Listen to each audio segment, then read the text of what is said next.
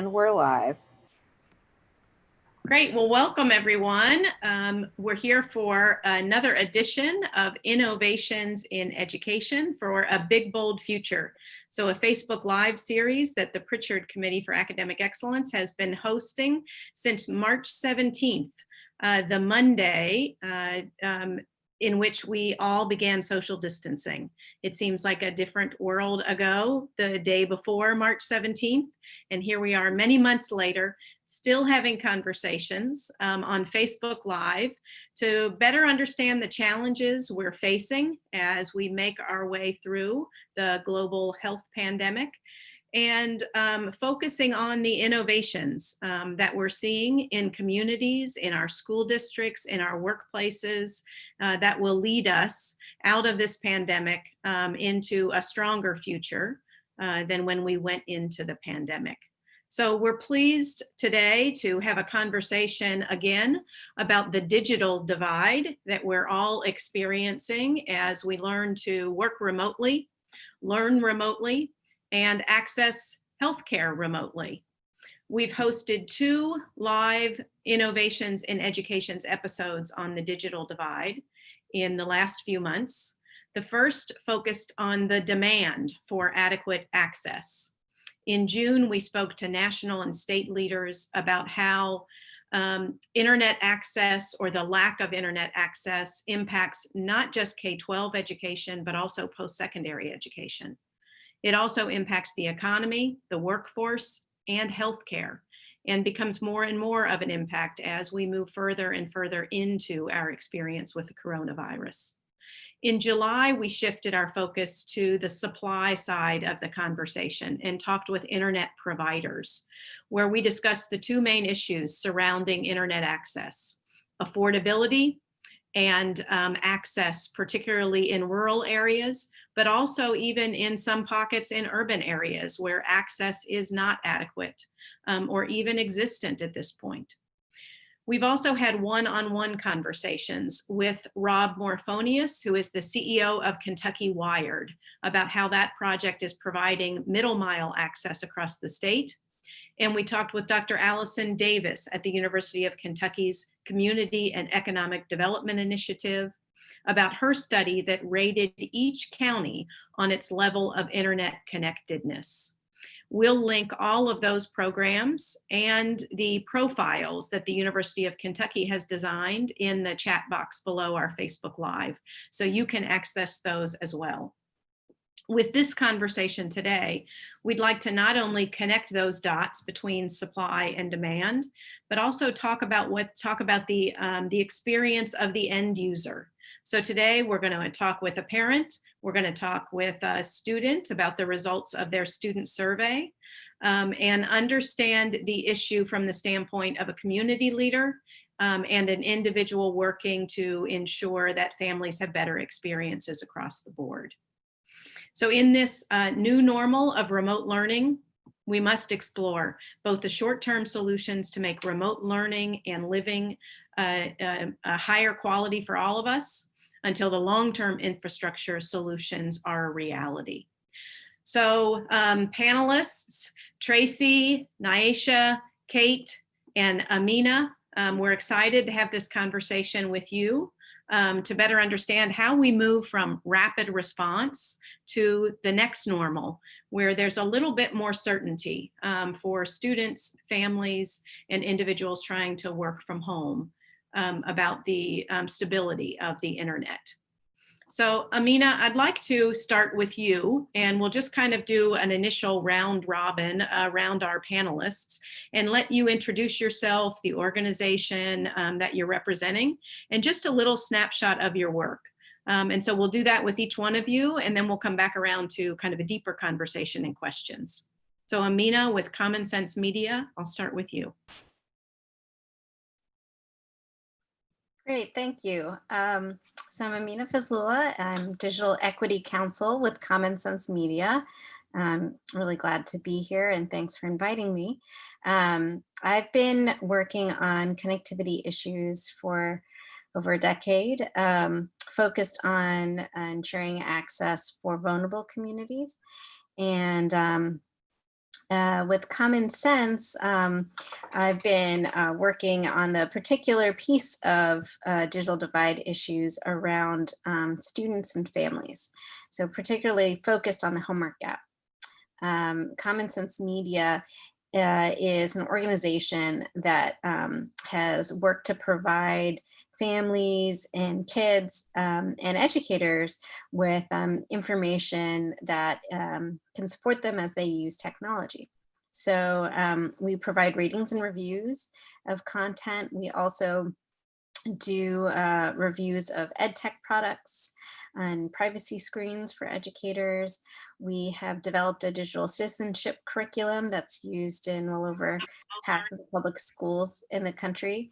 And then our advocacy work and our research work digs into how technology impacts kids and families. And that's where our connectivity work has been born out of. And most recently, we did a report that sought to put a number and a cost. So really try to understand the full scope of the distance learning digital divide. This is different from the homework gap, which I think many of us are familiar with. Because now to be able to access any learning, we've got to have connectivity at home.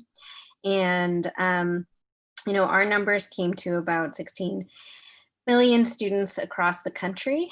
And we also did an investigation of the teacher gap, where teachers are lacking connectivity to stand up distance learning or lacking devices.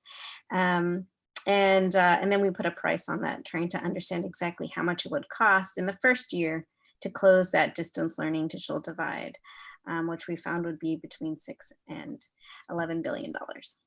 Great. Amina, thank you. So you're working nationally, a national organization. You're looking at all 50 states and this issue in all 50 states. That's right. Yeah, great. So I'd like to come back to, as our conversation unfolds, come back to the gaps that you've mentioned and what those different gaps mean.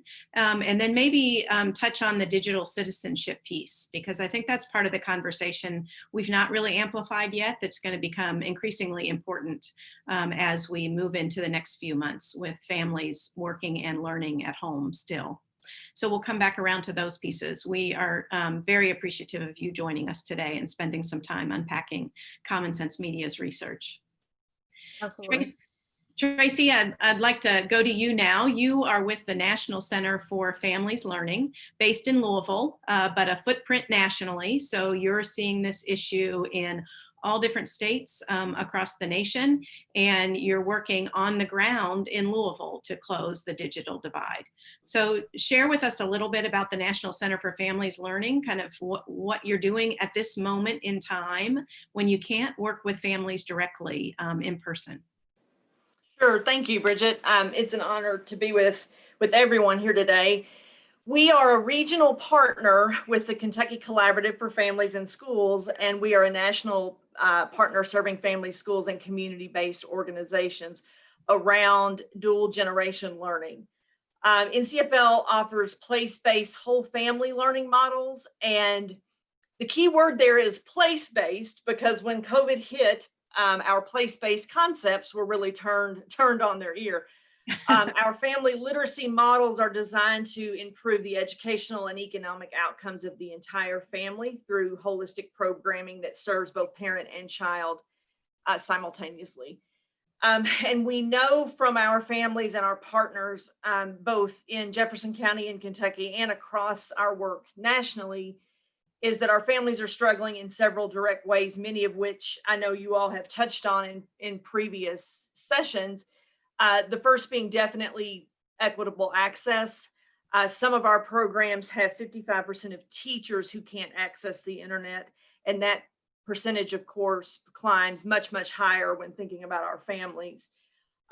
We also have families that share with us that the adequate number of devices in their home to meet the family need is also an issue. Our programs are very, very intense and designed to serve families most in need. And so many of our parents are pursuing their own educational goals. And when there's only one device or two devices in a home of 4 or 5 people, parents are often having to forego their education or employment goals to allow, of course, their child to have access to virtual instruction. So we know that this serves to widen the gap, to further widen the gap, both academically and definitely economically for our families. And then finally, we are learning from our work that there is also marginal digital literacy skills sometimes in our programs and our families. This leads to misinformation, especially as it relates to the virus. And so really supporting our families with creating critical digital literacy skills is important, not just to their educational and economic success, but also, at this point in time, to their health and well-being.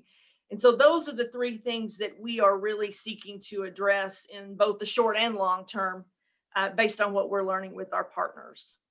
So Tracy, it's really a whole family approach.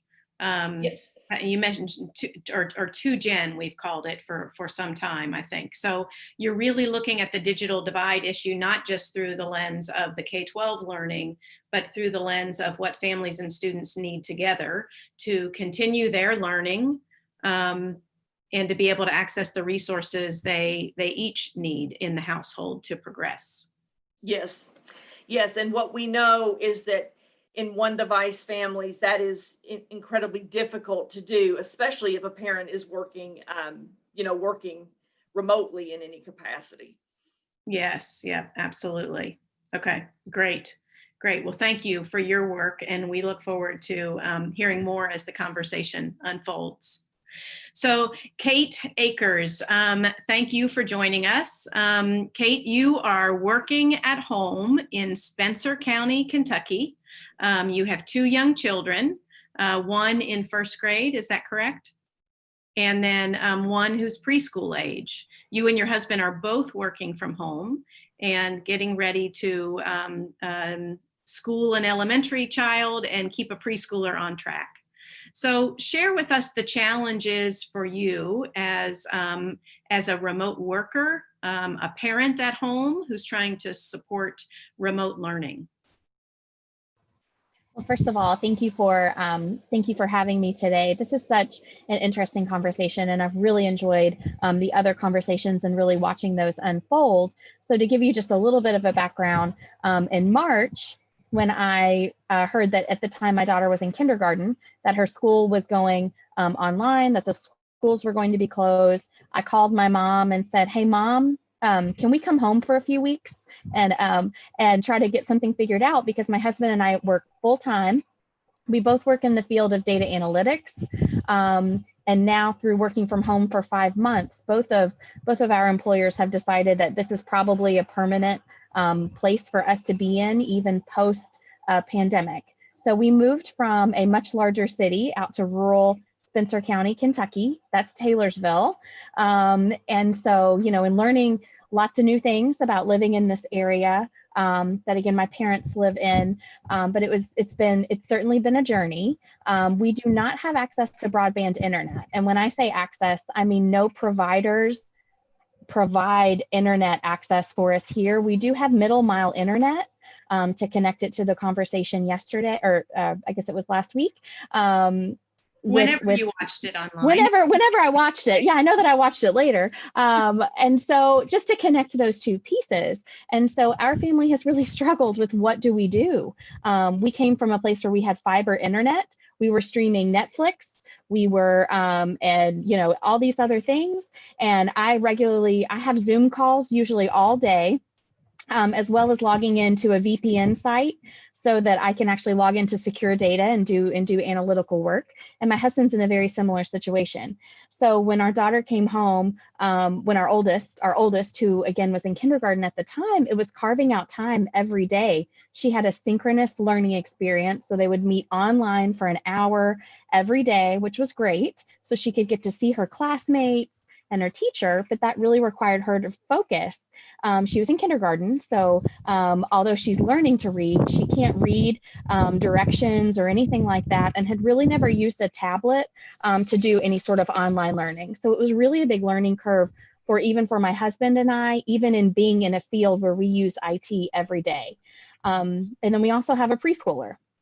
So going into this fall, we've tried to kind of stay in touch with our new school district, with Spencer County. So they're using Chromebooks, and they have a really thought out plan about how they're going to keep these students engaged online, with hopes that they will be able to be together as well. So for us, it's a lot of organizing. We have 3 different mobile hotspots that we use regularly, plus our phones to stream. So we are continuously trying to switch in between hotspots. I try to save up like one that I can always hop on, like a conversation like this. So hopefully you all can see me on video. But I was really surprised at, I've called all the providers and actually set a reminder on my calendar to frequently call them to let them know that there is demand in this area. We're about 30 minutes outside of Louisville, to let you know kind of proximity where we are.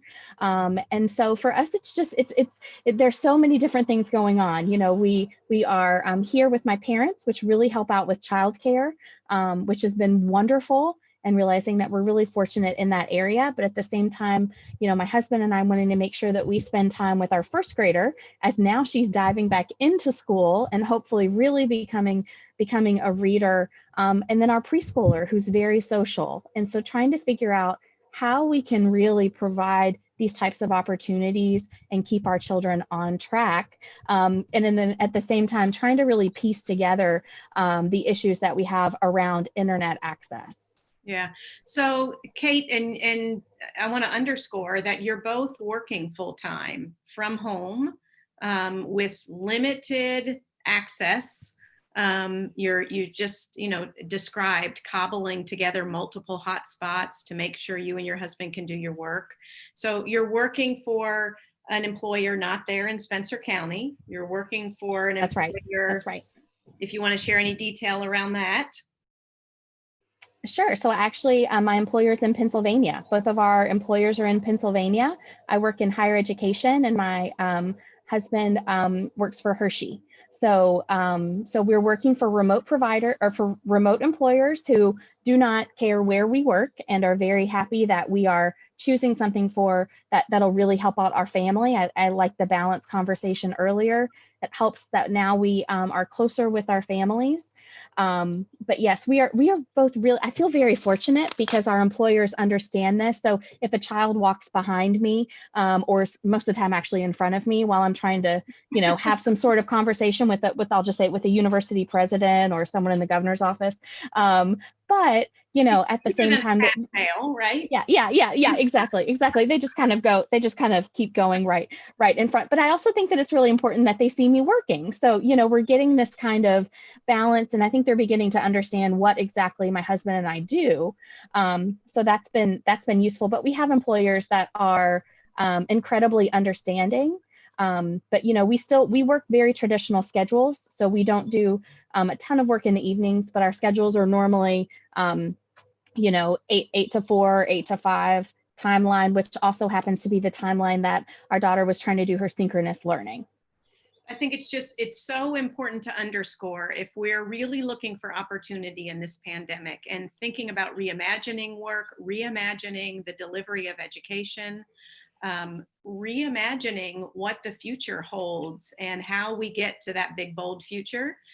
Kate, your example of you and your husband both working from rural Kentucky for a university and a major industry, the chocolate industry in Pennsylvania, just really underscores how we're blurring the lines, and the impact that doing this right could have on individuals, families, and Kentucky's economy.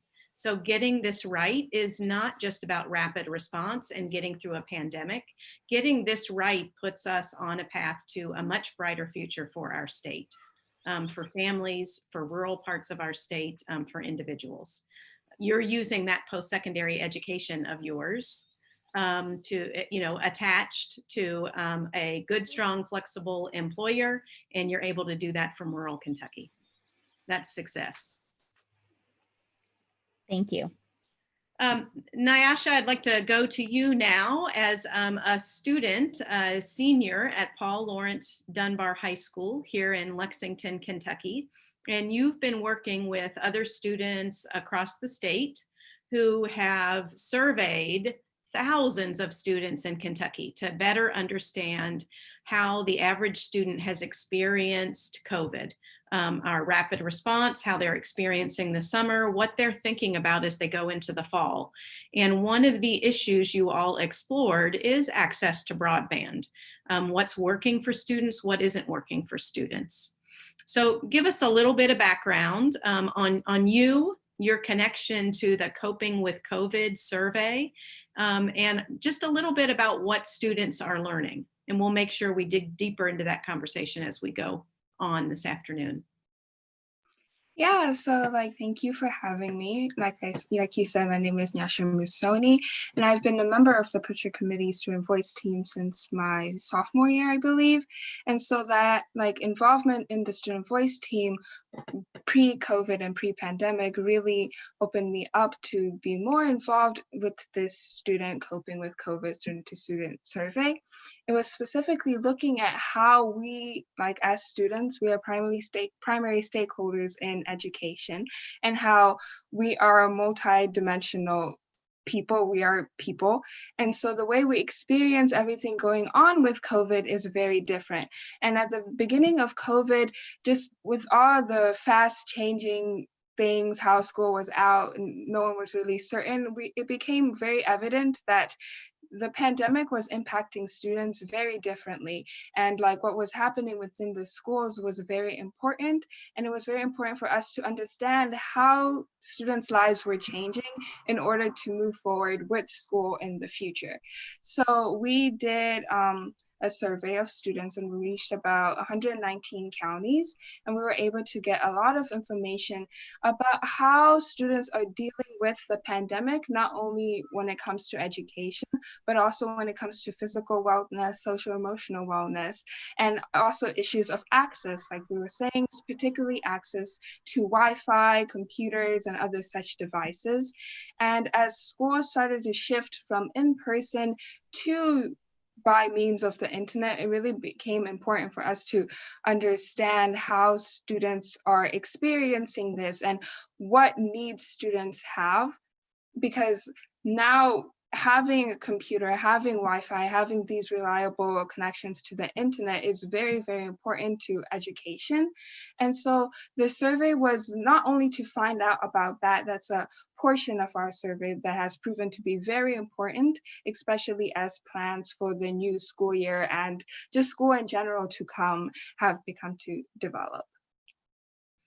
Thank you, Nasha, for that work. It's really important to have the student voice perspective and to really understand how students are experiencing this moment in time when the only way they can really connect with their educators, with their teachers, is through the internet. So thank you for that. And we'll want to continue to kind of understand the results of that survey. I want to remind folks listening in to our Facebook Live that Kenya is interpreting for us today. We've committed to having an interpreter with us for each of our Innovations in Education broadcasts, so we can be sure that this is accessible to the deaf and hard of hearing. And we appreciate Kenya being with us today. We are also happy to take your questions in the chat box below the Facebook Live stream.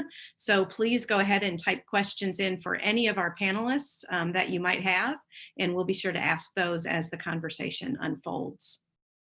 With that, Amina, I'd like to come back to Common Sense Media. You've heard our panelists hear from Kentucky, what they're seeing on the ground and how they're responding, what they're struggling with. This is not news to Common Sense Media. You're aware of all of these things.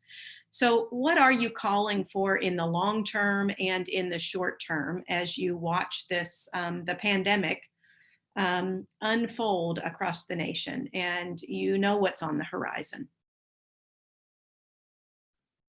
Yeah, so in doing our report, we reached out to ISPs, school officials, state officials, and educational technology professionals to get a sense of what is needed to do distance learning, and what are the tech specs. And what we came away with were a few things that I think are going to be relatively basic, but it's worth repeating. The two big items are connectivity and devices as a baseline, right? And then certainly on top of that, there are a whole host of additional services like IT support and digital literacy and tech training for not just families and students, but also for teachers in developing their curriculum for distance learning.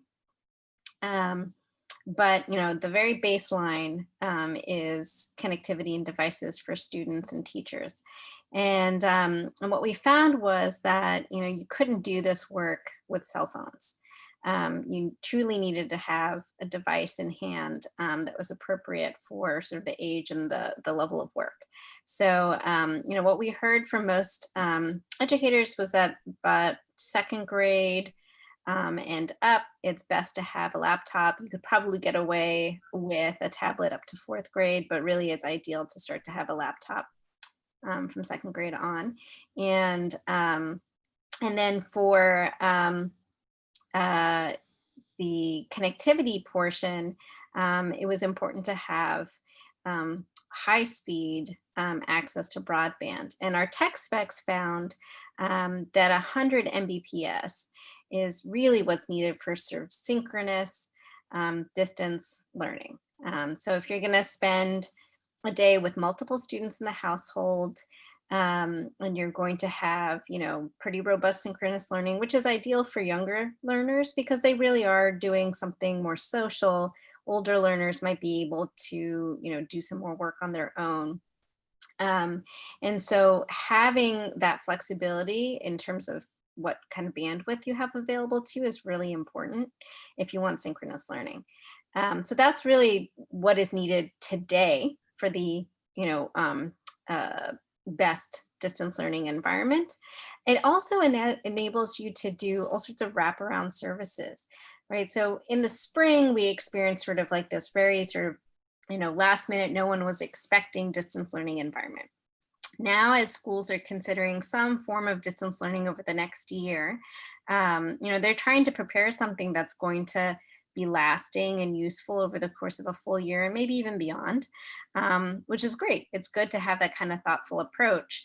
That doesn't just mean reading and writing and arithmetic, but it also means, all the social services that, students get to encounter, any kind of additional support or tutoring, therapists, any kind of outreach that students experience with other students, right? Social interaction. All of that is really going to depend on synchronous tools online. And so again, that's where that 100 Mbps is important. And the other, just to kind of give an example. So in some of our conversations and in newspaper reporting, the needs of students with special needs has come up. Those students who need therapy sessions, who need that, to your point, a synchronous meeting with a care provider that supports their special learning needs is critically important.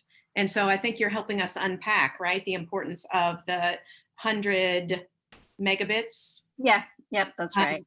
To be able to have that connection that's so important when we are social distancing. Yeah, there's a whole host of services that's available. I mean, it's everything that people imagine when they talk about the internet. They're thinking of this internet that's really dynamic and robust and that you can deliver all these amazing services. They think about all the cost savings of being able to deliver these services. That's only made possible if you actually have this baseline infrastructure in place. And so I think what we've seen in the pandemic is a real, crystallization of what does that future-proof 100 Mbps, at least as a baseline, right? Like start with 100, get you, and what are students going to be able to take advantage of? What will families be able to take advantage of? How can schools imagine how they deliver their services? Not just for the pandemic, right? But in times of, any kind of natural disaster or any other reason why students might be at home for their own benefit, or to be able to follow students home with these additional services that maybe you couldn't put into the course of a day. it also gives schools in the short term the freedom to be able to open how they would like to. You know, Mhm. for students that do need to be in school, that need that additional support, for whatever that reason may be, you now have a facility that can be appropriately socially distanced.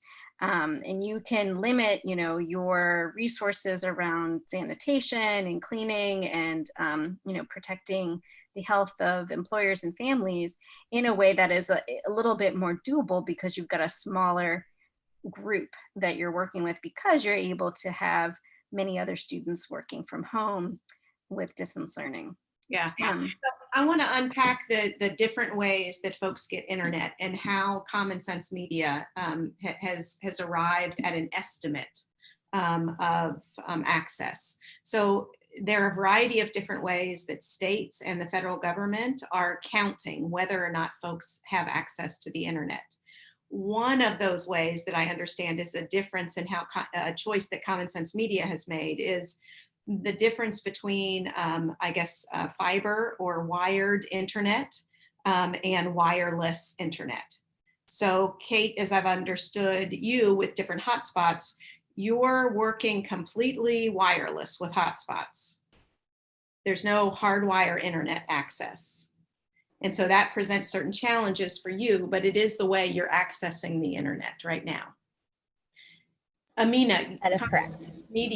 Common Sense Media then would count Kate as someone who does not have adequate access currently. She and her family would be in the number of folks that you say are without internet. Is that right?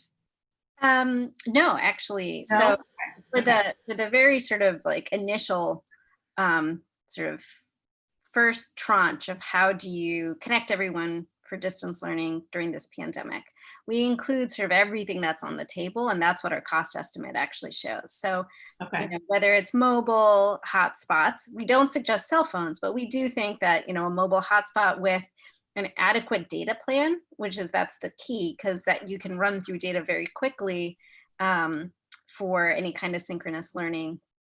So, you know, an adequate data plan that is feasible.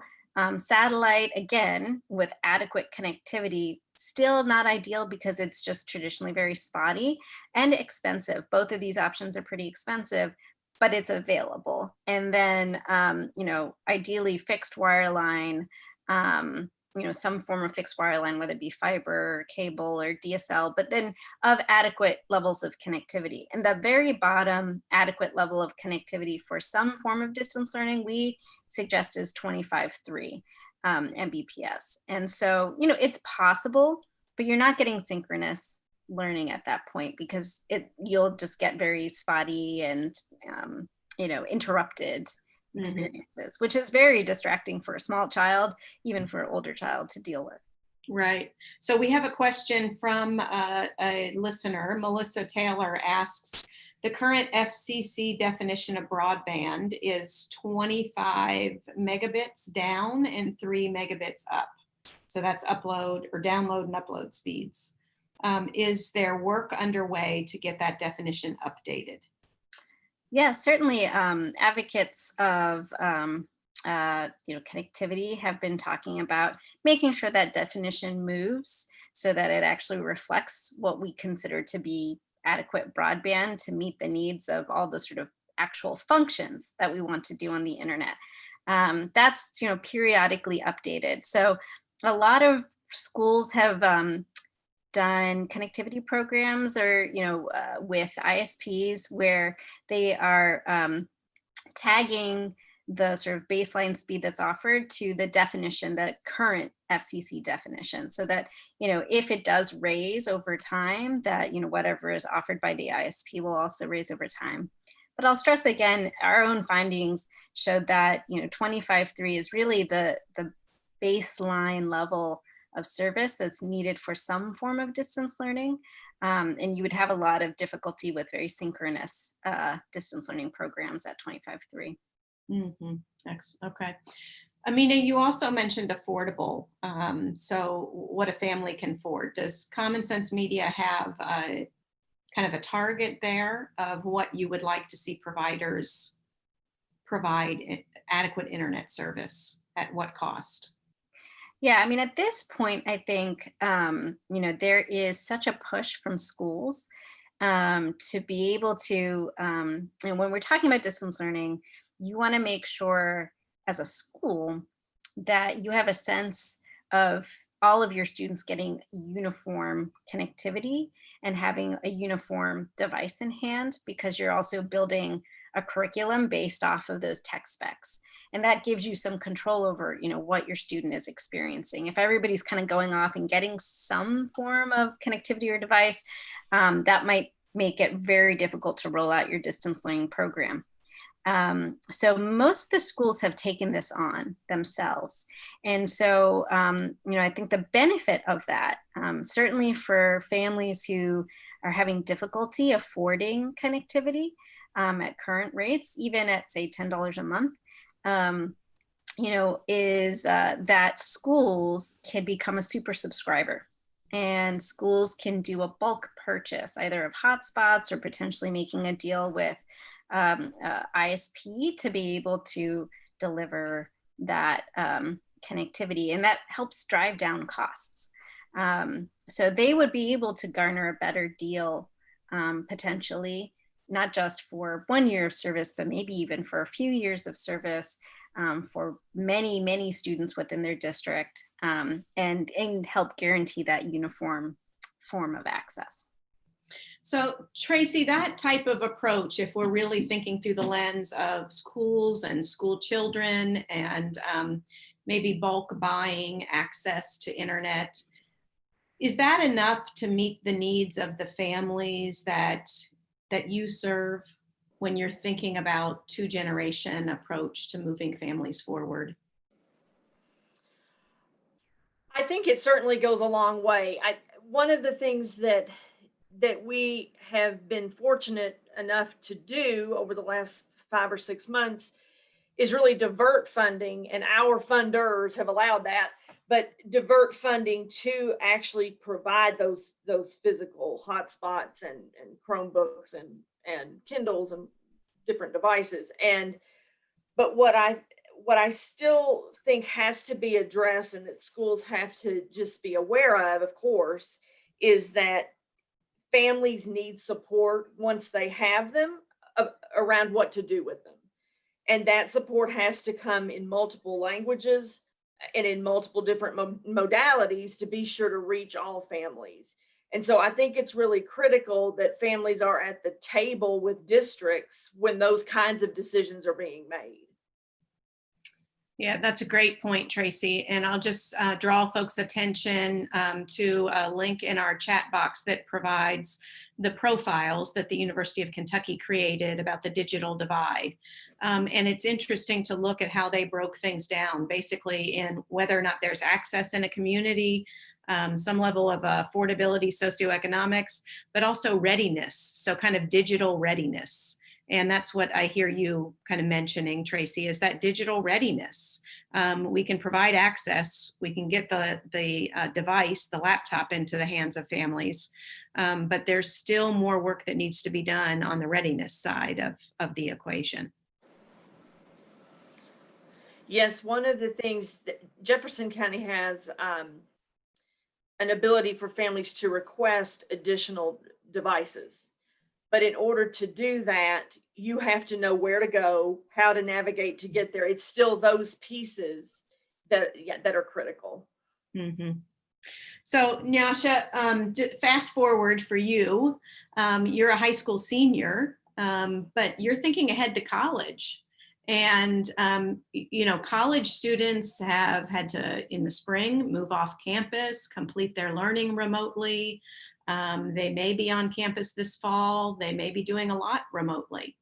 As you think about being at home, doing your senior year work, fast forwarding to college, what are some of the challenges you see for our post-secondary students? Well, I feel as if some of the challenges for post-secondary students have a lot to do with home environment. I feel as if when we moved from a school system to a more at-home remote learning type system, came a change in the homes that you live in. And now you're in an environment where it's not built solely for learning, but it's like built for living. And when connecting it to the idea of internet use, you're no longer in an environment where the internet access that's available to you is available to you to use for learning, but you also have other people within the home who are trying to access the same devices, but also trying to access the same like internet services. So if you have siblings and you're trying to do your own remote learning, and you have a younger sibling in middle school trying to access their own synchronous learning and classes, it puts a strain on the bandwidth. So there's just like an issue of trying to adjust to this new way of learning and way of living, where you have to kind of balance multiple things going on within the same environment.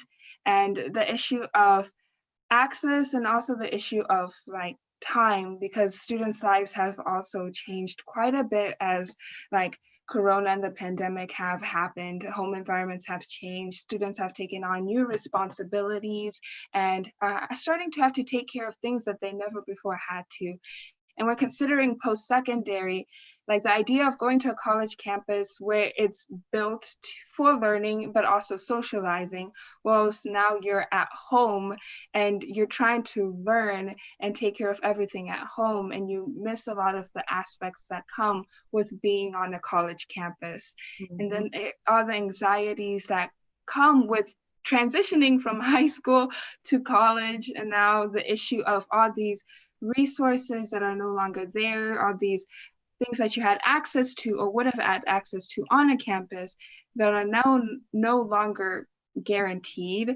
A lot of like the students in which we surveyed, they've talked about how their future plans, especially considering post-secondary, have changed as their lives have changed.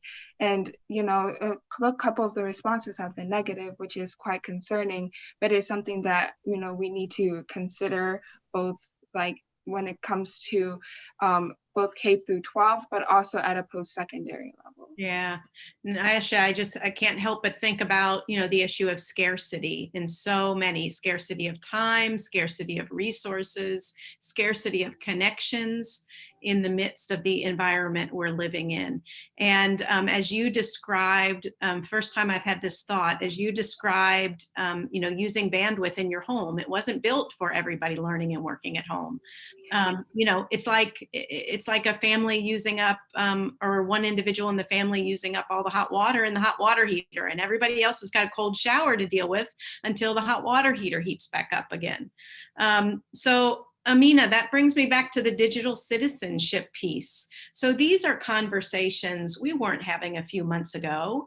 How do I carefully use my broadband or my internet access or my hotspots at home? What does that mean for sharing and thinking about one another and prioritizing different parts of the day? And that's now part of our conversation about digital citizenship. So what would you have families understand about how to manage now this scarce resource if it is available? Yeah, you know, I think what's interesting is that, you know, the concept of scarcity with respect to broadband before distance learning, before remote work, was really something that folks who could not afford relatively high quality home access was really struggling with and juggling, right? They were rationing their data usage. They're trying to figure out what they're going to do. And that's mostly because of cost. Now, not just folks who are concerned with cost, but also folks who are just concerned with, I need to have enough bandwidth to get through the day for my work, my 2 kids, my husband, and then, you know, whatever else that I need to do. So lots of folks from a whole host of backgrounds are now considering, you know, how do you juggle your internet usage? And so digital citizenship, I think, will be really useful. We have these tools that actually are more focused on helping kids understand, you know, how they interact online and how to use resources online safely and securely, but then also just learning sort of the etiquette of the online world as well. And then, you know, now I think there's this extra layer. You know, there's been many decades of folks who work on digital inclusion work. And they've been helping guide folks through these sort of vexing questions of like, how do I make sure I've got enough data for the end of the month? And so, we do actually have those resources in place across the country. The National Digital Inclusion Alliance is a great organization that is an umbrella organization of these types of organizations that deal with digital inclusion across the country. And so that's been, they do digital navigator programs. I think libraries are a great resource. And now that they are, still coming back online, not fully open, but still, starting to re-engage with their communities, libraries are going to be a great resource for families as they try to figure out how to manage this scarce resource. But I will just note one thing that, came up before when we were talking about bandwidth and sort of the capacity needed.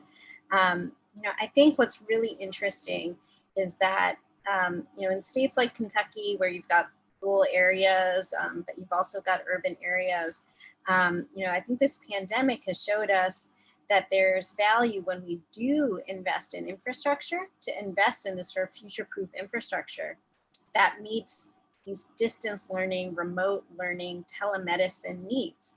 Mm-hmm. And I think if we have that infrastructure in place, and now that we've got, so much, I think, awareness of what it could bring us, you will be able to, post-pandemic, utilize that to, bring in, different types of industries and different types of workers, but then also, enjoy some differences in cost savings and different approaches to delivering different services like healthcare, like education. Right.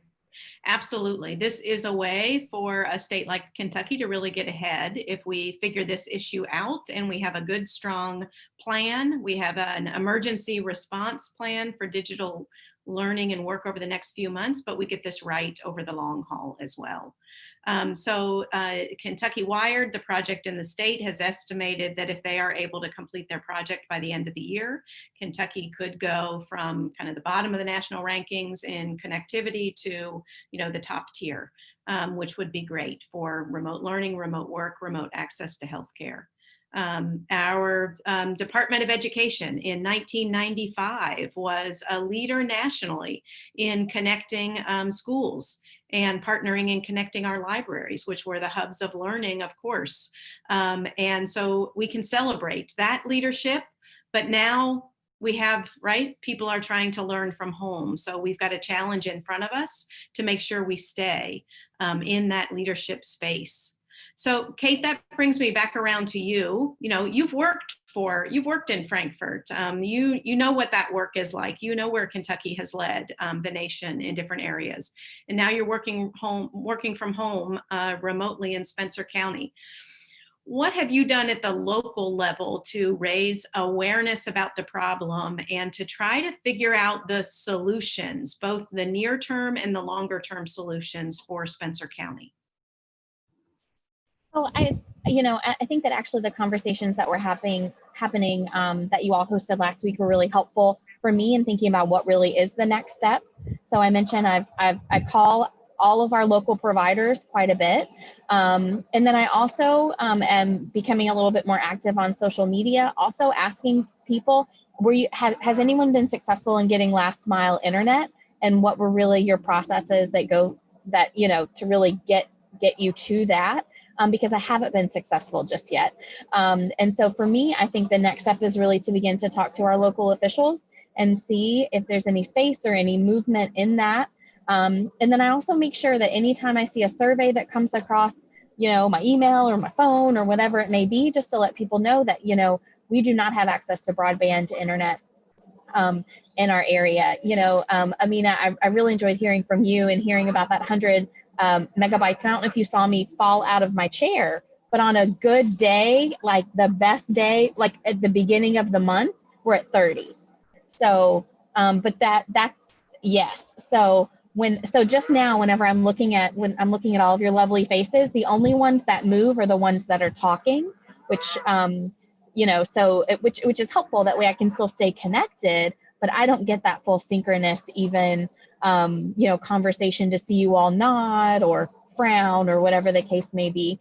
So for me, I think this just gives me a little bit more motivation as well, and to think about those that are not able to go and get an extra hotspot or something like that, to really think about what we can do to help keep these students on track, but also to continue to attract people to these lovely rural areas that are working from home.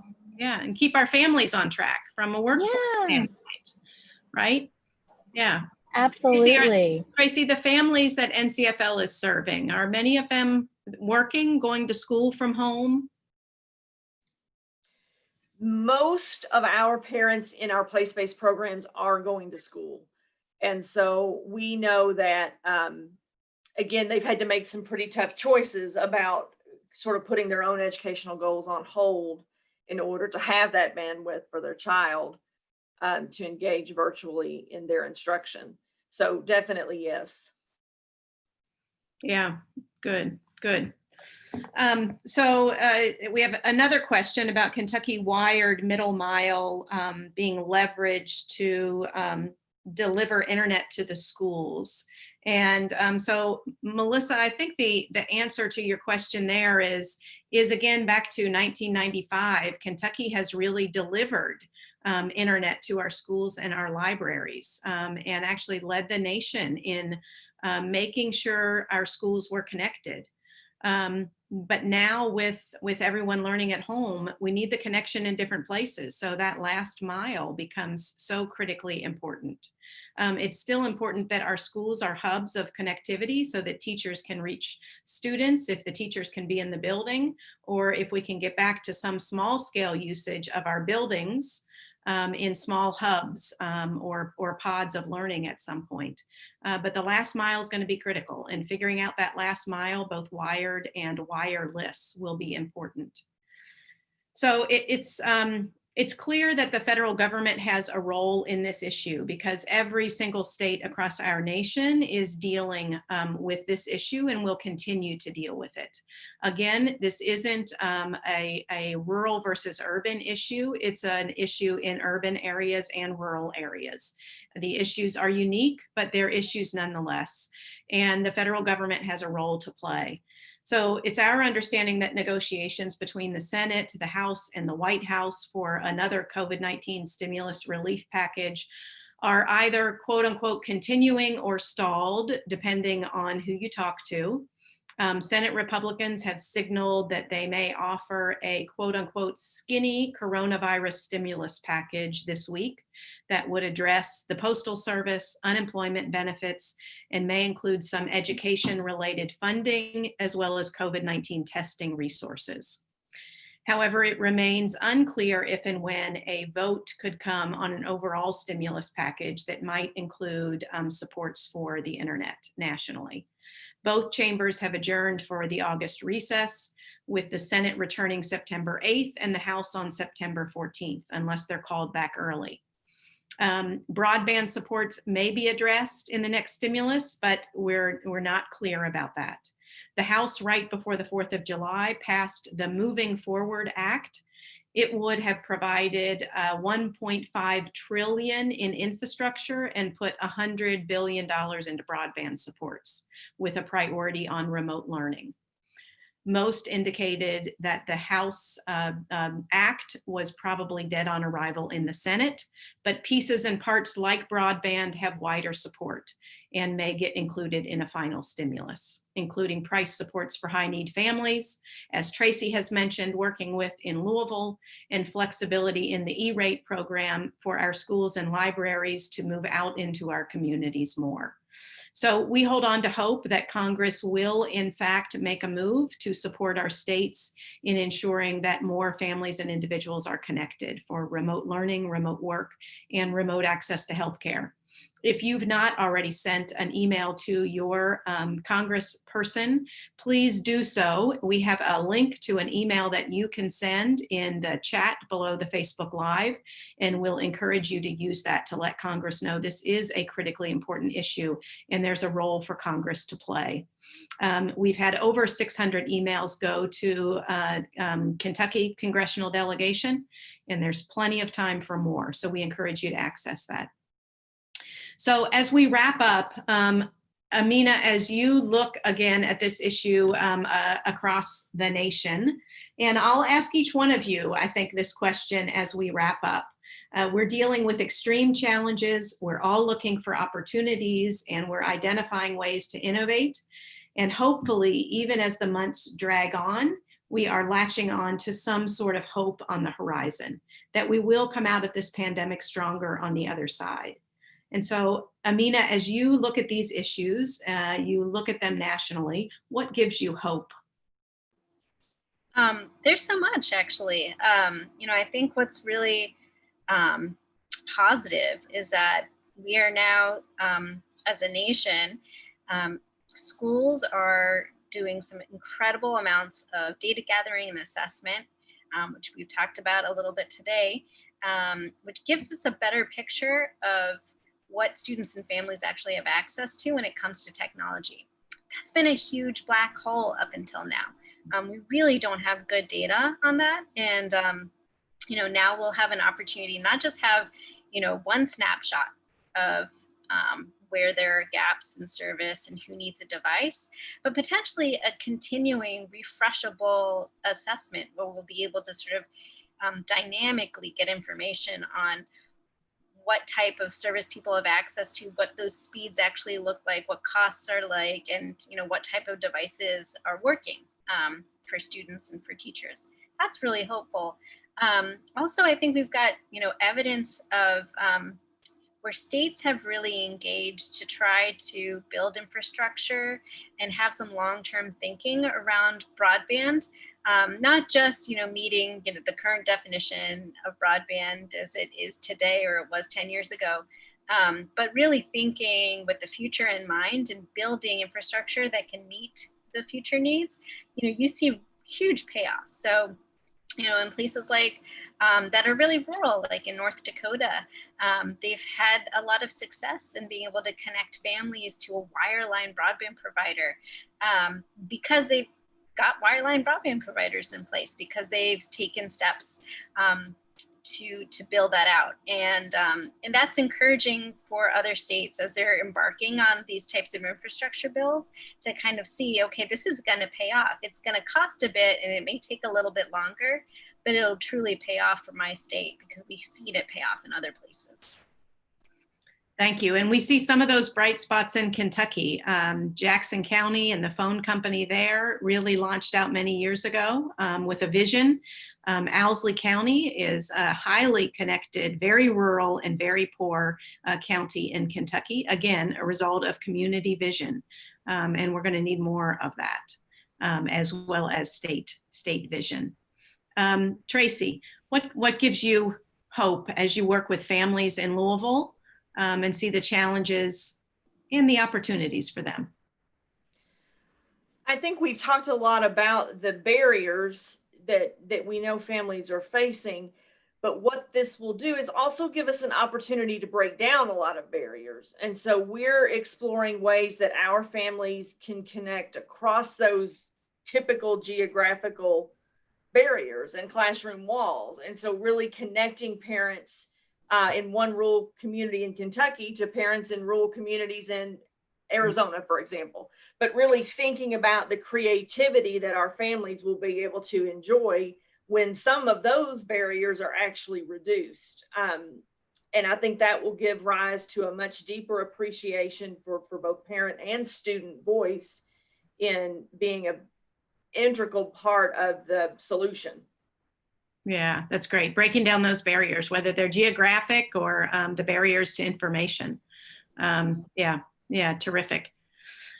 Aisha, how about you? What gives you hope as you think, as a senior in high school about what's ahead? Well, it's just like the fact that in doing our survey, we have found out like the students are going through quite a bit. Rural students are 3 times more likely to have never had access to reliable internet, but yet across the board, we see that students in general feel like grateful. There are some positives and increases in good mental and emotional wellness that actually show that the direction that we're headed in trying to increase connectivity and trying to increase communications with teachers, because there has been a correlation between the access to reliable internet and the access to reliable devices has correlated to more communications with teachers, and more communication with teachers has correlated to more meaningfulness in schoolwork for students. If we keep on going in that directions, we see that the opinions of the main stakeholders in this whole education system are very similar. Like, everybody wants to learn. And if we continue to try to listen to student voice, to integrate student voice, and in this whole process, that good things have come from it, and good things can continue to come from it. And just like the general empathy that all students are showing towards their teachers, and just this shift in which each person is starting to acknowledge the other person as a multi-dimensional person, as a person who wears many hats, as to say that that type of environment will not only help in making like remote learning a better experience for everybody, but just the whole process of learning, whether we do go back to in school more formal facilities or continue throughout the remote learning experience. Yeah, wonderful. Yep, those relationships are so important, and we're finding ways to build those relationships and grow grounded in them. Thank you. Kate Akers, what gives you hope from Spencer County, spread thin with multiple hotspots? Well, first of all, I'll say that my answer has changed over the course of this pandemic. If you would have asked me months ago, I would have said my hope is that this too shall pass. One day we will go back to normal. I no longer have that opinion or that thought. I think that this has really propelled us into this kind of new digital age, and the need for access to broadband, the need for access to devices is not just, in K-12 or in post-secondary, but also in the workforce. So for me, what gives me hope is that I have been able to move home to Kentucky, a place that I love and I'm very passionate about, but I still get to do the job that I really enjoy and that I also really believe in, and spend extra time with my family. So I'm kind of choosing to focus on that aspect of it. And I think that really gives me hope, and conversations like this to bring this back to light. I think that we will do things differently.